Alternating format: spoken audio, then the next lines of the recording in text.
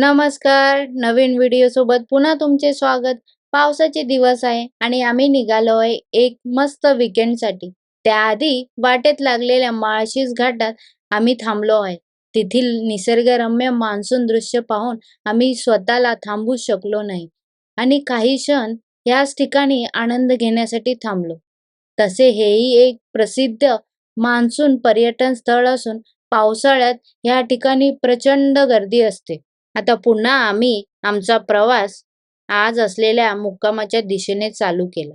पुढे आल्यानंतर एका ठिकाणी खूप सुंदर अशी भाताची शेती व त्यापुढील डॅम दिसत होते. खूप छान दृश्य होते म्हणून आम्ही काही काळ इथे थांबण्याचा विचार केला. तसे आज आमच्या मुक्कामाचे ठिकाण होते जुन्नर तालुक्यामधील नाणेघाट जवळ असलेले तालिश रिसॉर्ट. तसे ह्या रिसॉर्टच्या 2 ते 3 किलोमीटर आधी एक वन विभाग चेकपोस्ट आहे.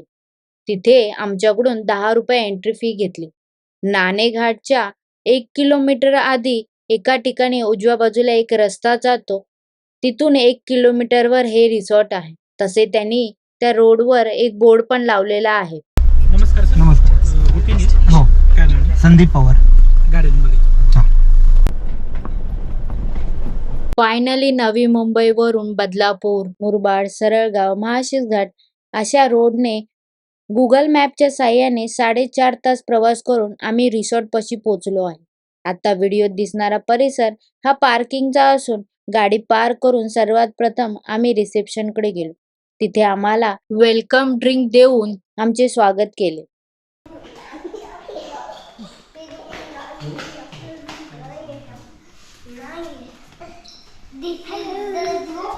बेसिक फॉर्मॅलिटी करून आम्ही बुक केलेल्या रूमच्या दिशेने आम्ही निघालो.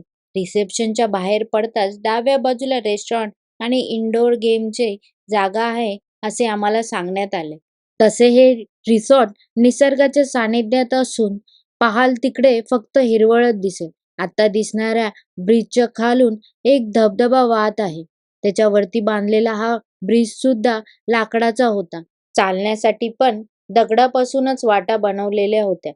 निसर्गाला कुठल्याही प्रकारचे नुकसान न पोचवता नैसर्गिक वस्तूच वापरून रिसॉर्टची बांधणी करण्यात आलेली आहे. इथल्या रूम्सला झाडांवरून नावं देण्यात आली. त्या रूमच्या बाजूला कोणत्या प्रकारचे झाड आहे तेच नाव त्या रूमला देण्यात आलेले आहे. वाटेत जे विजेचे दिवे लावलेले होते त्यांना बांबूच्या टोपल्यांचे कव्हर होते. दगडापासून कोरून बनवलेले बरेचशा कुंड्या आणि शोपीस सुद्धा मध्ये ठेवलेले होते, जे खूप लक्षवेधी आणि सुंदर वाटत होते. आता आम्ही पोचलो आहोत आमच्या रूम पाशी. आमच्या रूमचे नाव होते हरितकी आणि बाजूलाच एक सुंदर व्ह्यू दिसणारी जागा होती, जिथे तुम्ही बसून मस्त असं छान व्ह्यूचा आनंद घेऊ शकता. चला आता रूम कसा आहे तेही पाहूया. चलो. This is the old bathroom, old type of bathroom. This all bit of oil.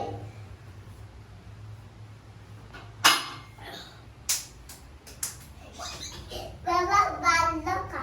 मला हात धुवायचे. We can wash that. मला हात धुवायचे. मस्ती करतोय. And this is the twin sides of a bed. And there is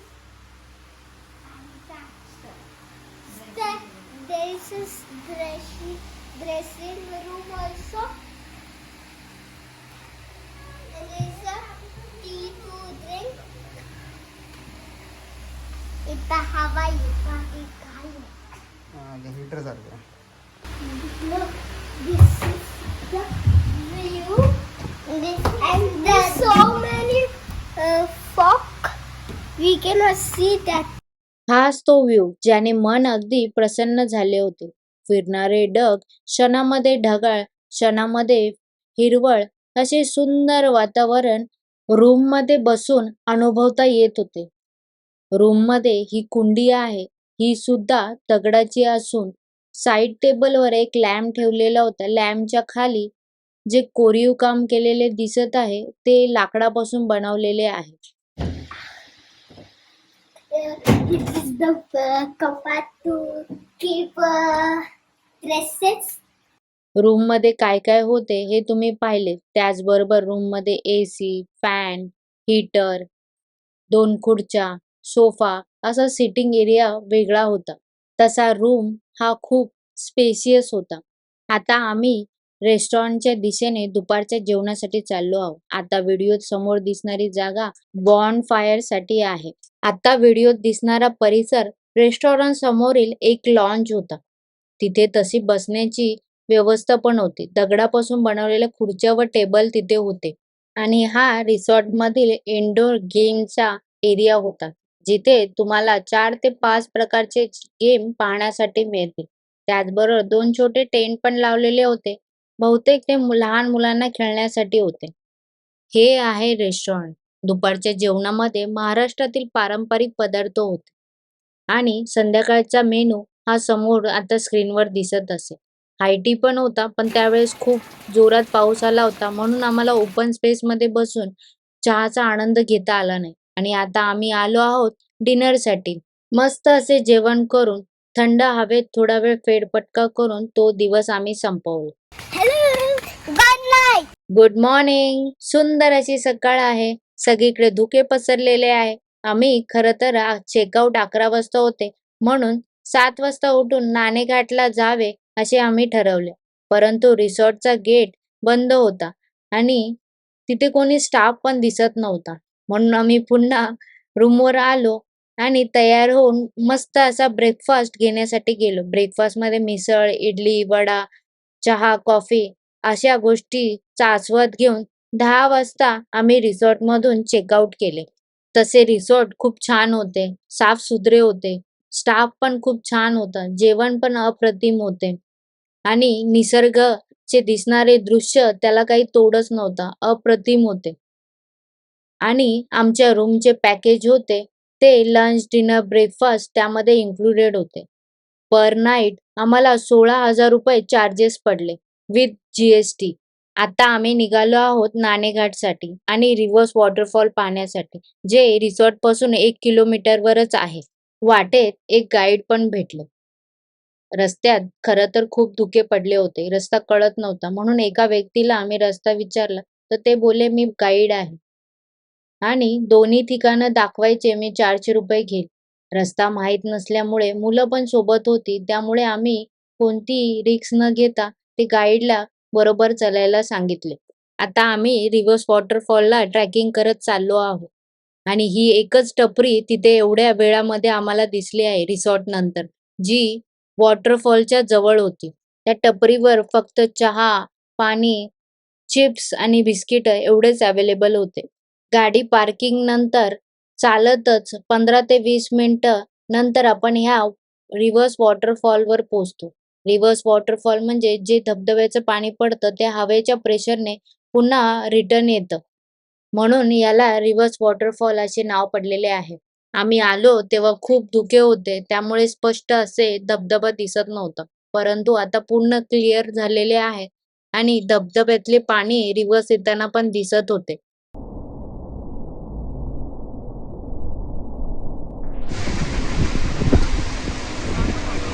थोडा वेळ रिव्हर्स वॉटरफॉलच्या इथे टाइमपास करून खूप सारी फोटोग्राफी करून आम्ही पुन्हा रिटर्न नाणेघाटला जाण्यासाठी निघालो.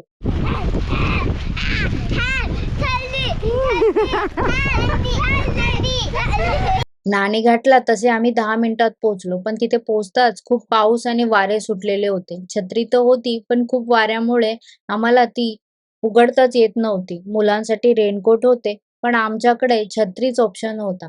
म्हणून त्या गाईड काकांनी आम्हाला तात्पुरते प्लास्टिकचे बॅगचे रेनकोट बनवून दिले होते. त्या बॅगचे 100 रुपये पर हेड असे पैसे होते. दुसरा काय पर्याय नसल्यामुळे आम्ही ती प्लास्टिकची बॅग ॲज अ रेनकोट म्हणून वापरली आणि नाणेघाट पाहण्यासाठी गेलो. गाडी पार्किंग पासून 5 ते 7 मिनिटं चालत गेले की आपण नाणेघाटच्या सुरुवातीला पोहोचतो. काही पायऱ्या उतरून खाली गेले की डाव्या बाजूला एक छोटीशी गुफा होती. पूर्वीचे लोक या नाणेघाटचा उपयोग दळणवळण व व्यापारासाठी करत. पूर्ण नाणेघाट रस्ता हा 5 किलोमीटर होता, जो महाळशिच्या पायथ्यापाशी निघतो. म्हणून ती गुफा रात्री व्यापाऱ्यांसाठी मुक्कामासाठी असावी. त्या गुफेत पूर्वीच्या लिपीमध्ये काही कोरलेले पण आपल्याला पाहायला मिळते. आता पण ह्या रस्त्याचा तुम्ही ट्रेकिंगचा अनुभव घेण्यासाठी वापर करू शकता. माळशेज घाटामध्ये तुम्ही मुंबईकडून येता तेव्हा उजव्या बाजूला एका ठिकाणी कमान लावलेली आहे, जिथे नाणे घाट रस्ता चालू असे लिहिलेले आहे. पूर्वीची लोक जेव्हा ह्या रस्त्याचा वापर करत असेल तेव्हा या ठिकाणी असलेल्या रांजणामध्ये टॅक्स भरत होते. मस्त असा निसर्गाचा अनुभव घेत नाणे घाटवरून निघालो. बाजूलाच एक जीवदान किल्ला आहे. परंतु दुपारची वेळ झाली होती आणि खूप भूक पण लागली होती. फूड ट्रकवर मिळणाऱ्या मॅगी व वडापाववर ताव मारत आम्ही दुपारचे जेवण केले.